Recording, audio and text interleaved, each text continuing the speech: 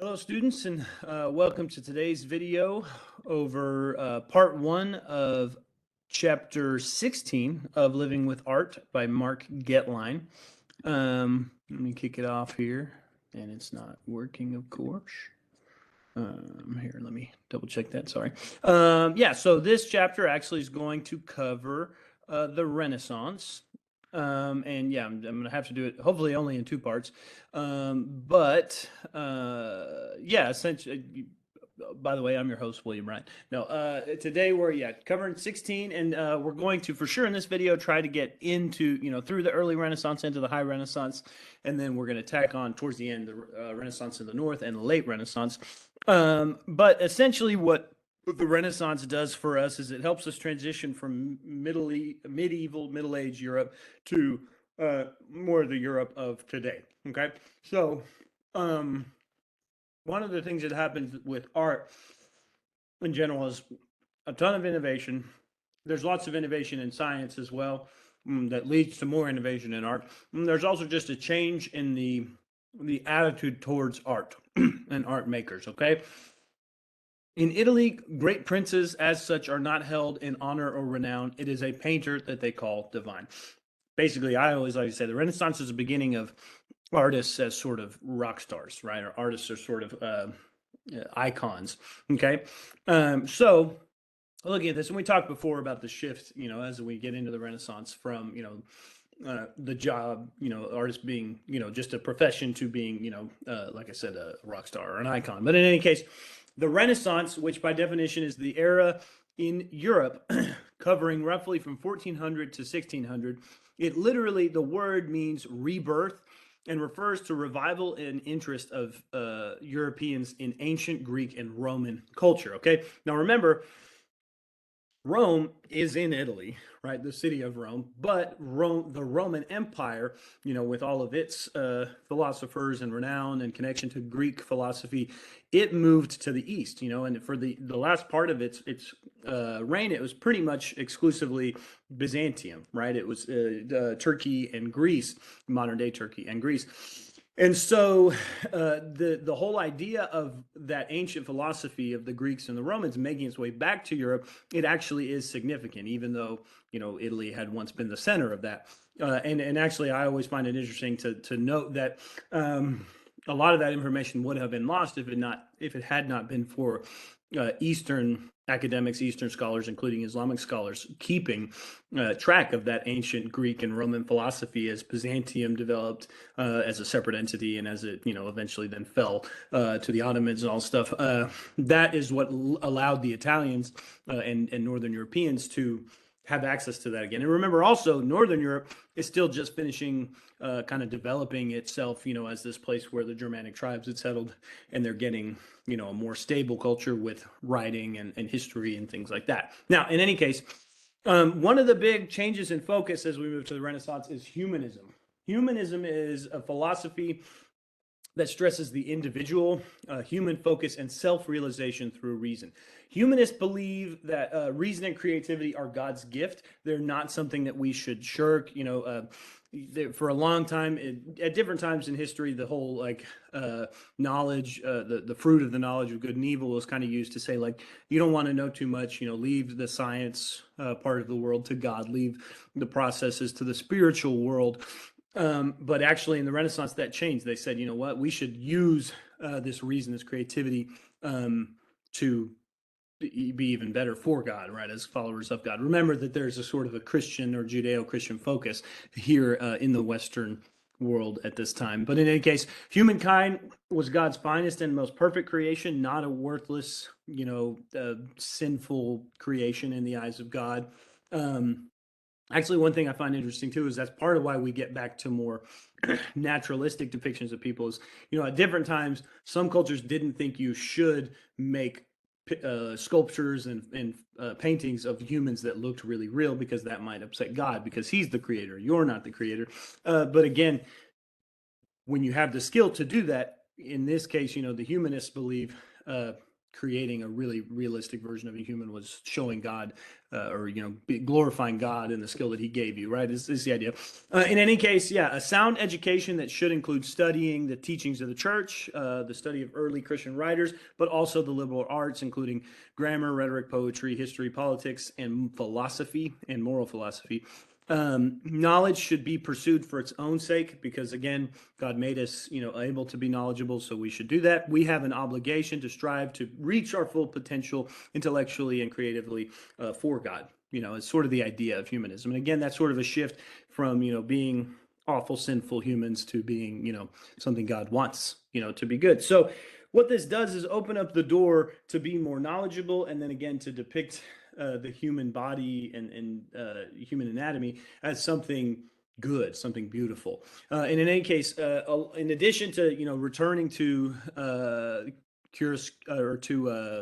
contrapposto and other forms of like showing humans standing naturally, there are some other innovations as well, including the Renaissance is really where they start to understand value, which is drawing shadows and light, right? So the effects of light, developing the technique of chiaroscuro. Chiaroscuro literally means light shadow, right? That's what the element of art that we call value means, the light and the shadow, right? So they really develop and understand that better during the Renaissance. They also note, they'd already started to see it, but they note even more so that distant objects look smaller than ones that are close to you, and this eventually led them to develop linear perspective, which we talked about before and we'll talk about more. But it also, while they were studying that and how like everything goes back the same direction towards the horizon and all that, they also figured out, hey, as it gets further away, it gets blurry, it gets less detailed. That's another kind of perspective we call atmospheric perspective. Pretty cool. Those two things are, actually, all three of these are three of the top 5 things Mr. Wright wants you to know, right, in this class, or take away from this class. So, in any case, under the influence of those ancient Greek philosophers that they've kind of re-accessed, they realized that beauty could be equated to moral goodness, and artists sought to idealize beauty and make things more and more beautiful, and the beauty, making beautiful art, making beautiful anatomy, making beautiful theories of proportion and things like that, it's like close to godliness kind of thing. And so through that, painters, sculptors, architects are not just seen as like skills or a job. They're actually seen as intellectual activities allied with math and science, right? It's not this other creative thing. It's also an academic thing, right? Artists are no longer mere craft workers, but a breed apart. They're talented, intellectual, and elite, right? And so, yeah, just understanding humanism and that now they feel free to learn more, so they get smarter, and to show the human body as this beautiful thing, even in the nude, is such an important part of understanding what happens in the Renaissance. So the nude reappears. And it's said, like, we shouldn't be ashamed of it. God made us this way, and remember Adam and Eve were nude in the garden when they were made. That's the idea. So this is God's noblest creation. Who is so barbarous as to not understand that the foot of a man is nobler than his shoe, and his skin is nobler than that of the sheep with which he is clothed? Michelangelo Buonarroti said that. Yeah.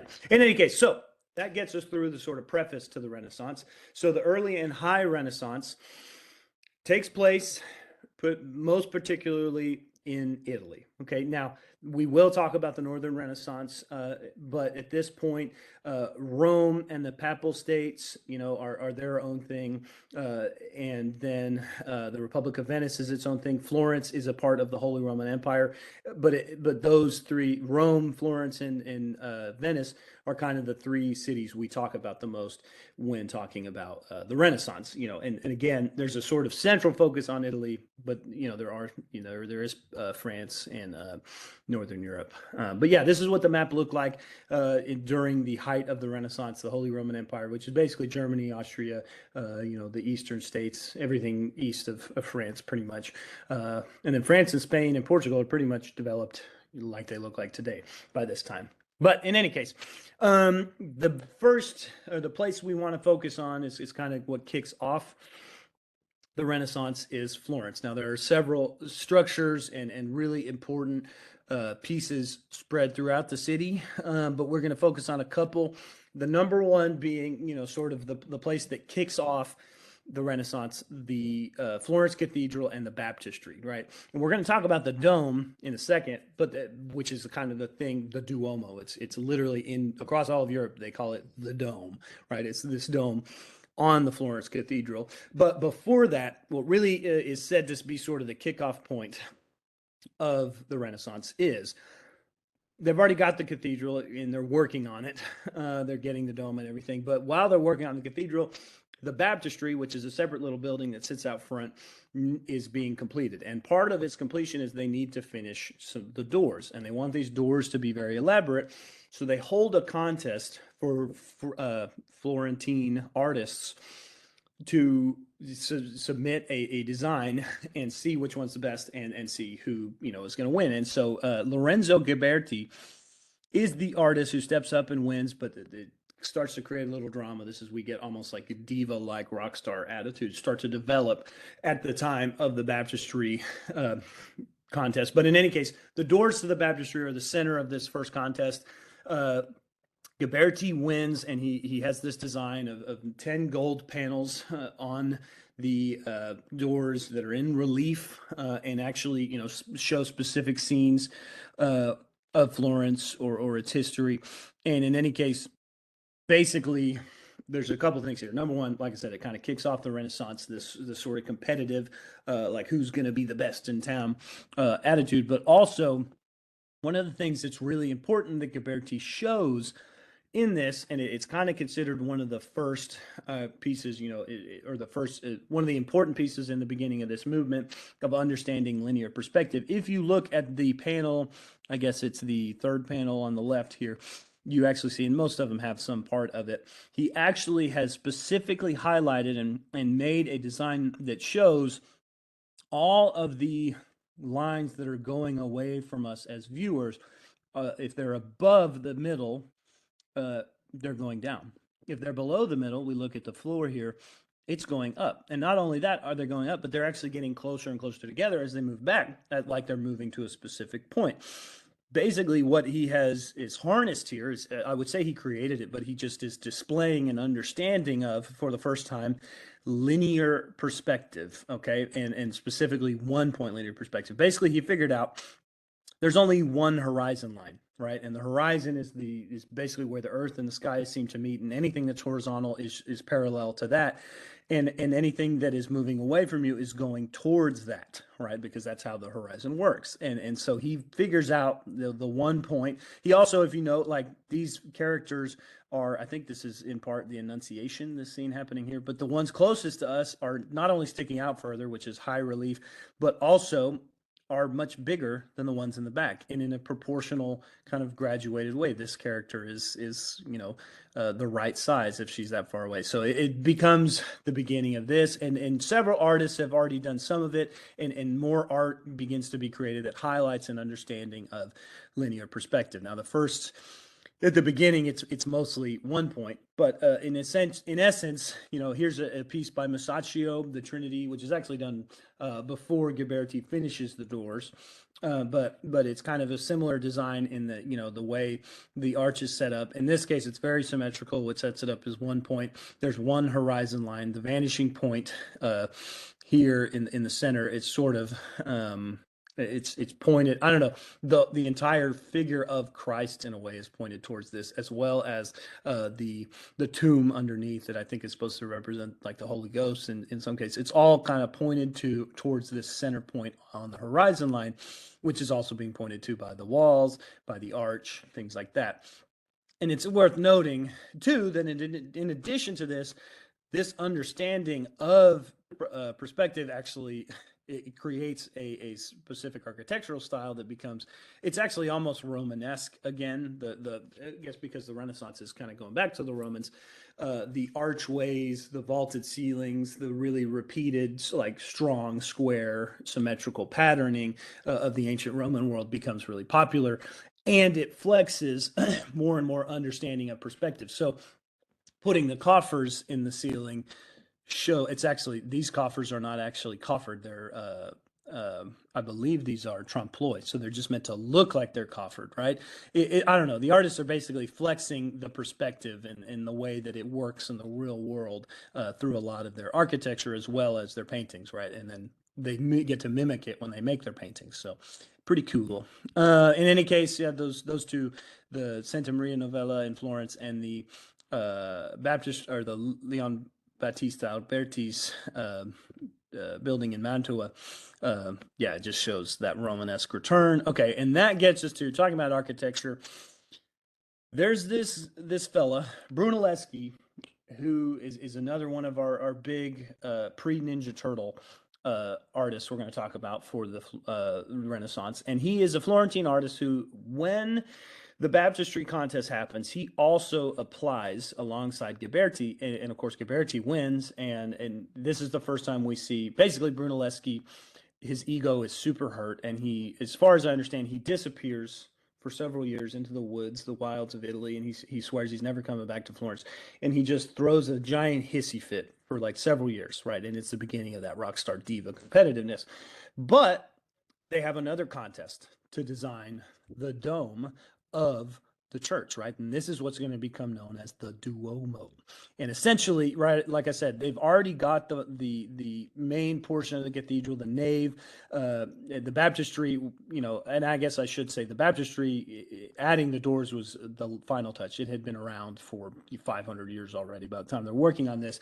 But the other portions of the church, the nave and the tower, were completed in the 13th and 14th century, but it's during this 15th century that they decide they need to finish it off. They have another contest. Brunelleschi, this is probably folklore, but it supposedly walks in and smashes an egg on the table and shows how it keeps everything together, when it's done perfectly even. And that's what he says he's going to make the dome, and he wins the contest. Brunelleschi comes back and, returns and has victory in this new contest. And he designs, it's all going on kind of at the same time. You notice like the dome is finished about the same time as the doors. So it must have happened pretty quick and been sort of overlapping as they were creating. But in any case, yeah, the dome gets created, and it's all based on this sort of pointed arch, but not pointed. It's just a really elliptical arch design based on an egg, I guess, is supposedly the idea. But again, that's probably urban legend. But in any case,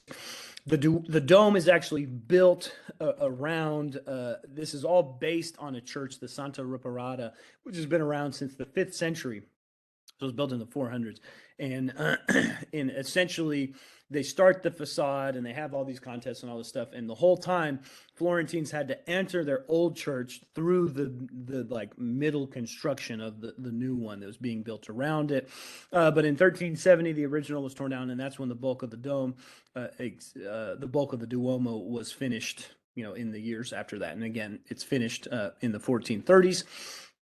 And the whole deal, besides sorry, I got some snacks stuck in my craw. But in any case, besides being this interesting elliptical dome, Brunelleschi also does something new where he makes it a double dome, where essentially there's going to be an interior dome that's going to be decorated with, the scenes of things they typically put in the dome. But you're going to actually be able to walk up between the two domes and go see the top of the church, right? So here's the interior, which is massive, right? It's a huge piece, covered in all sorts of frescoes and paintings and decoration. Sorry. But you can actually move up, go to the stairs. There's a walkway where you can look up into the dome even closer, but then you can continue going up more staircases that lead you between the two domes all the way to the tippy top of the Duomo, 463 steps. And so you get this beautiful view. It's a terrifyingly high view, actually. I guess I'm a little afraid of heights. Not really super, but I went up there and it was wild. Great view, beautiful church. This was the last church that I saw on all of my time in Europe. And it was still very impressive. After a full year of seeing churches, I still was like, whoa, this was awesome. So yeah, it's a big deal. So this is Brunelleschi's really kind of like crowning achievement. Brunelleschi with the dome, kind of coming back and getting his recognition. But in any case, kind of moving on from that, we also should talk about in Florence, Or San Michele, which is a chapel there for the Medici family. It's their private chapel, and this is a big deal. Anybody who knows there's a TV show even about the Medicis knows that rather than just the Pope or just the royals or anything like that, you actually have some rich families that start to exert more like aristocratic influence on the art that's being made, and they're going to essentially decide, who's who of the Florence and eventually Roman and Venice art scene. But in any case, one of the artists that they commissioned to do some pieces for their private chapel. Now, notice we're going back a little bit in time, but it takes some time for Donatello to get his recognition. And he's also going to be the first of our Ninja Turtles associated with the Renaissance. But Donatello, working in the early 1400s, is a sculptor.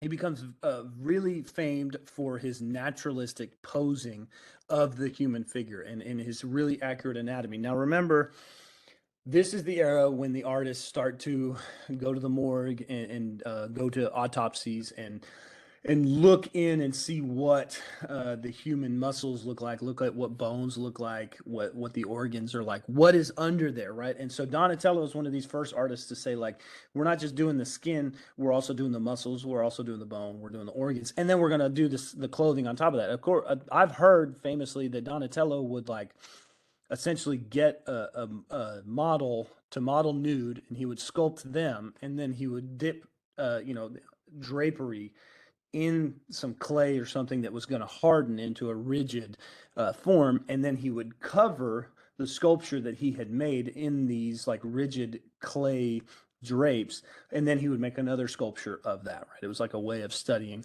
that. But in any case, we see the return of contrapposto. Don't ignore that. That's that whole deal where the hips are tilted. Most people don't put all their weight on both feet. They don't spread it evenly. They put weight on one of their feet, right? And it becomes like a more natural stance to depict human figures in this way. Here we see, doing some saints. These are actually in niche. These are now, you think about the niche sculptures of saints and things that we saw in the Gothic era that were really high relief, sticking off of the church as well. Donatello's sculptures of the saints and things, they're literally niche sculptures, so they actually are completely finished sculptures that are just set into these holes in the wall. But in any case, he did some of the saints there, and each saint kind of at different times represents different groups of people. That's what the guilds are there that you saw. But he also does a really famous rendition of David, right? And remember, you'll start to notice, especially during the Renaissance, that a lot of artists, everybody does a version of David. Everybody does a version of the Pietà. Everybody does a version of the crucifixion, right? And it's like a way of like asserting your style, right? Do the same image, but with your style.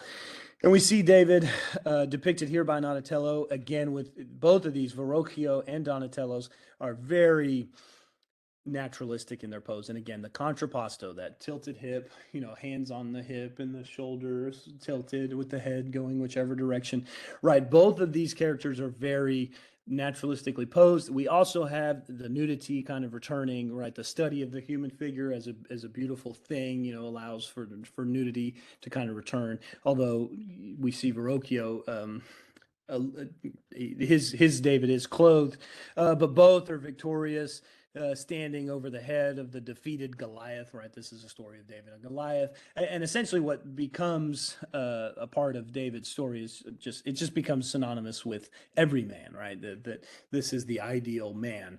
And at this time, it was sort of done in a playful, boyish way, but we'll look more at the development of that. This is obviously a preface to Michelangelo's, but in any case, right, we see, they're both after defeating Goliath.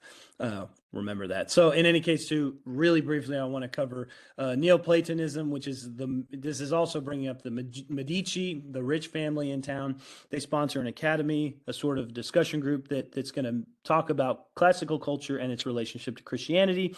The reconciliation of these two systems is known as Neoplatonism. Plato, the ancient philosopher, being mixed in with modern Christianity at this time.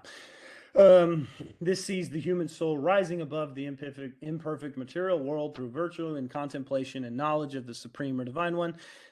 Essentially, Renaissance artists would be looking at the beauty of the human body or the natural landscape as a reflection of the divine and contemplating the journey of the earthly to the divine. Essentially, just again, venerating the natural world, understanding science better, embracing science as part of art, even Christian art, and understanding anatomy better, understanding nature better. In any case, that's just what I want to talk about. And that's where we get this famous piece, Botticelli.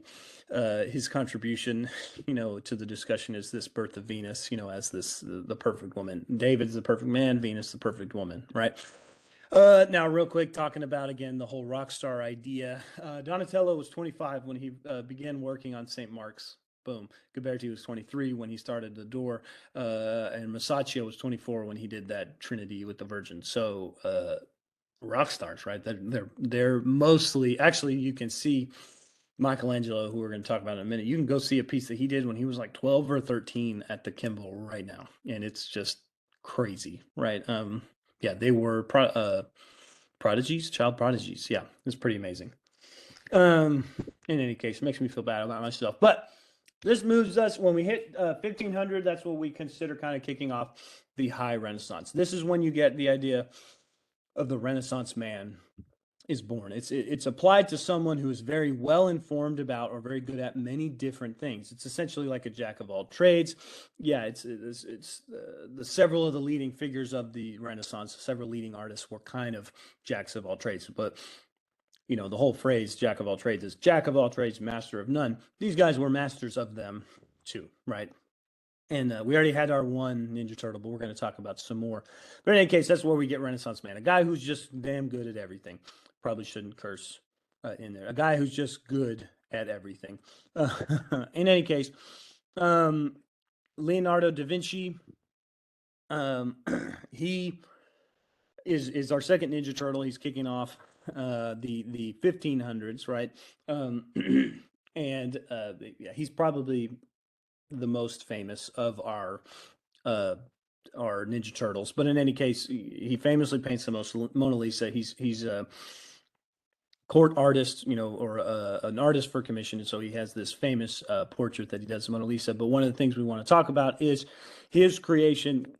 Actually, I should also say these artists also are a part of the shift from tempera painting to actually painting with oil. Okay, so oil paint is invented, right? And that's part of one of the things that allows artists to be so different and spectacular and new in the Renaissance. And it refers to Sfumato refers to the hazy atmosphere, softened contours, and the velvety shadows that result from layering up several translucent layers. Basically, the fact that you can layer up oil on panel.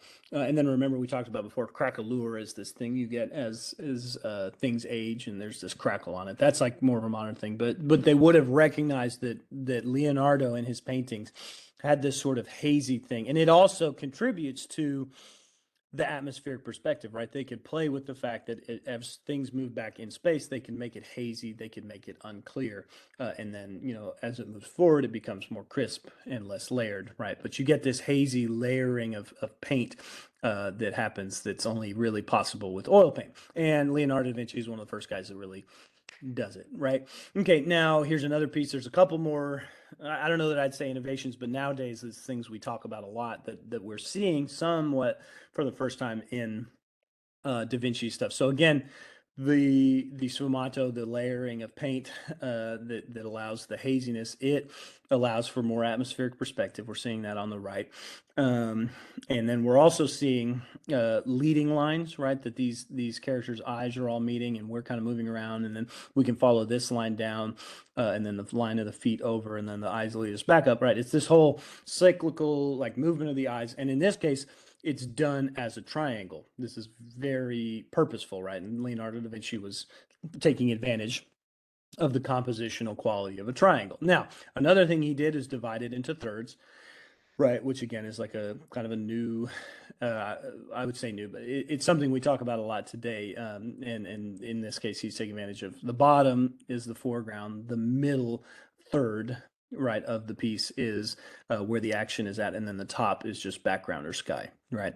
Now, this piece here on the left is one of the cartoons or one of the underdrawings that Da Vinci did, and it's one of those things I just like to show. It's cool to see underdrawings. We also have several sketches from Michelangelo's sketchbook and stuff like that. We've looked at it before in class, but seeing their underdrawing, seeing their process is kind of a cool new thing. And this is the beginning of, or it's not the beginning of, but it shows Da Vinci's use of cartoons, right, underdrawings. Um, Also highlights how unfinished Da Vinci's, like a huge portion of Da Vinci's work was unfinished. He was probably ADD, but again, he was a rock star, shaking and moving. He also, drew a flying machine, and he would write backwards in his notebooks, and, do all this crazy rock star stuff. But probably his most famous piece, I guess I would say, no, the most famous piece is definitely the Mona Lisa, but another most famous piece is the Last Supper. Now, in Da Vinci's Last Supper, this is actually done at the back of a chapel of a wealthy family in Italy. And on the back wall, he has this scene that is all the apostles at the final supper, and Jesus is in the center. And actually what basically it is a superflexive linear perspective. It's Leonardo da Vinci showing off, Jesus is the vanishing point of this piece, right? He sits on the horizon line, and he is the spot towards which all of the lines that are moving away from us are going, right? He is the center of attention. It's very symmetrical. The characters are very emotional. They're very, naturalistically poised, and that's a real big deal. We have some of the whisperings and dramas happening that we know happened at the Last Supper. And this piece is this famous linear perspective slash, depiction of emotional depiction of the Last Supper. It's done, at the back of the Santa Maria del Grazia, in the home of Da Vinci's, or no, this is where it's at. It's Da Vinci's Last Supper. On that back wall of a hallway there in this chapel. Now, it should be noted, though, that this thing is like falling apart. Da Vinci did a bunch of experimental stuff when doing this fresco. Nobody knows exactly what he did. They've redone it several times, and it just continues to keep falling apart. Again, his notes are backwards and in Italian, and difficult to really figure out exactly what he did. He was very cryptic, and so eventually it will disappear. I remember, though, there's so many renditions of it. We're always going to see it, but I remember having a velvet version of the Last Supper in our house growing up, which is pretty funny. Now, that's two Ninja Turtles down. Let's talk about number 3, Michelangelo. Michelangelo is, I don't know, he's a pretty important turtle. No, but he, as I understand it, he and Leonardo were actually kind of contemporaries.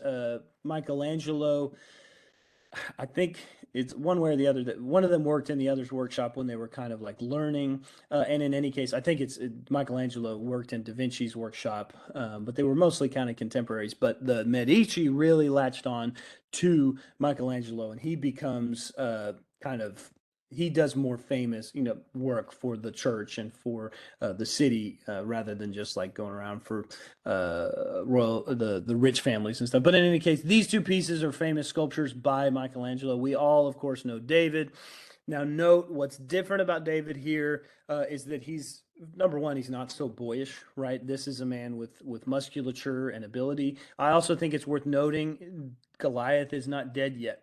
This is clearly David making a plan, right? This is David depicted sorting it out in my mind. It's about to happen.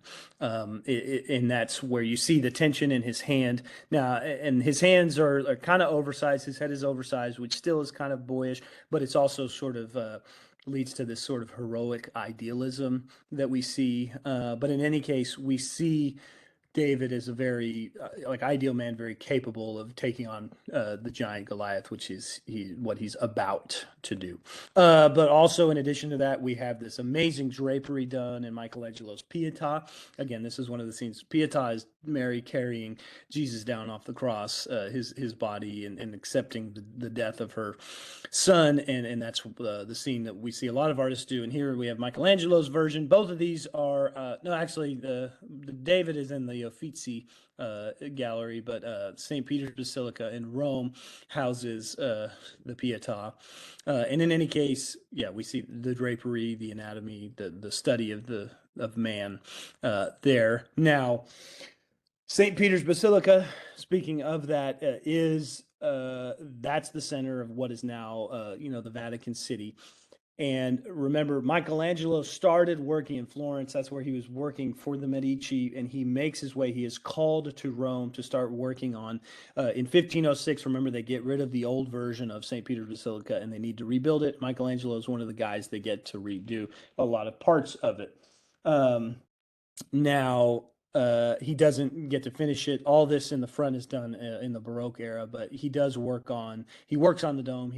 I think he creates the facade and several parts. But of course, there's one very famous space that Michelangelo worked on, and that is the Sistine Chapel. And that basically, Pope Julius at the time was working on his tomb. He knew, eventually he's going to die. His tomb is going to have it, and Michelangelo was working on it. But he said, "Hey, Mike, stop working on my tomb. We need the paint, the ceiling of this chapel we have out back for the former Pope Sixtus. We have Sixtus's old chapel. It needs some refurbishing. It needs be completing, and we need you to do it. So essentially, go back to this Sistine Chapel and make for us some better decoration. Essentially, finish the ceiling." So he goes back there and they have a design. It's 128 feet long, 44 feet wide. These panels on the side you saw were already finished before he worked on the ceiling, but we do have that drawing of the ceiling prior to his design. He works on the Sistine Chapel from 1508 to 1512, 4 years. He actually doesn't even finish the back wall until several years later, but it is obviously one of the head or the main things that we give credit to Michelangelo for creating, right? It's like his big magnum opus, right? That's the word we use. I said that really loud, sorry. But I think it's worth noting that it took him 4 years, and remember, these are frescoes, so he had to do each panel in a day. If he messed up, he had to take it down. Also, remember, he did have employees mixing the pigments, getting the cartoons ready, getting the plaster in place, but he was the one painting. And in any case, here's a quick poem for us to read. Here like a cat in a Lombardy sewer, swelter and toil, my neck puffed out like a pigeon, belly hanging like an empty sack, beard pointed at the ceiling, and my brain fallen backwards in my head, breastbone bulging like a harpy's on and my face drips and droplets pattern like a marble pavement. Ribs are poking in my gut. The only way to counterweight my shoulders is to stick my butt out. Don't know where my feet are. They're just dancing by themselves. In front, I've sagged and stretched. Behind, my back is tauter than an archer's bow. So he was also a poet, right? And we can tell he super loved working on the Sistine Chapel. No, but I just think that's fun to read. In any case, here we have the amazing, completed result, the frescoes that he did on the ceiling. There are some pieces that are actually three-dimensional little pointed arches, but a lot of this is actually trompe-l'oeil. These are not actually pillars or things that stick out. He just makes them look like that. Trompe-l'oeil is just a word for making it look like it's really there, but it's actually flat. Now, in any case, here are the different stories. I'm not by any means going to walk you through all of these, but these are all the different things that he designed and painted, mostly working through the stories of the Old Testament and Genesis, and then several other, the Sibyls and other stories from the Old Testament. It's mostly Old Testament in any case, but the most famous one, of course, is the creation of Adam, which I always like to ask what my students think here, but I'll just talk about, obviously the return of the nude figure in like the idea of the perfect man is this creation of God, but also man being separated from God, as he is sent to the garden. But one of the things we have here, besides all the amazing anatomical work and the proportions and the space and things that we have, and the drama, obviously, of this moment of God leaving behind Adam, I also think it's worth noting that the shape in which God is sort of floating away. First off, it looks a little bit like a heart, or to me, it always looks like a brain, and it's meant to maybe symbolize this better understanding of the human body and the human anatomy, and that God created that as well as what's on the outside. But in any case, the other thing, a little bit less of like a hidden message and more of like just an interesting thing. Most people have seen, if they haven't seen the whole thing, they have seen these two hands in little decorative pieces, things you put up in your bathroom and stuff like that.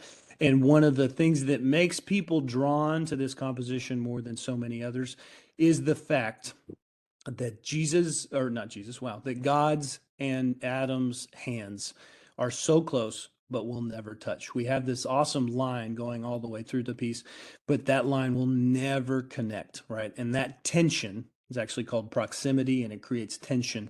It's part of Gestalt theory, which is a whole design thing. But that tension is always going to draw us in, and it's amazing that it was just sort of stuck there, and it's never going to change. Now, we have several pieces. You can see, that Michelangelo brings back the nude again. It's really this highlighting of human anatomy. Humanism is really on display here in the Sistine Chapel through his Sibyls, through his depictions. Now, between 1980 and 1984, there was a restoration. You can go see Michelangelo's lunettes restored, beautifully colored.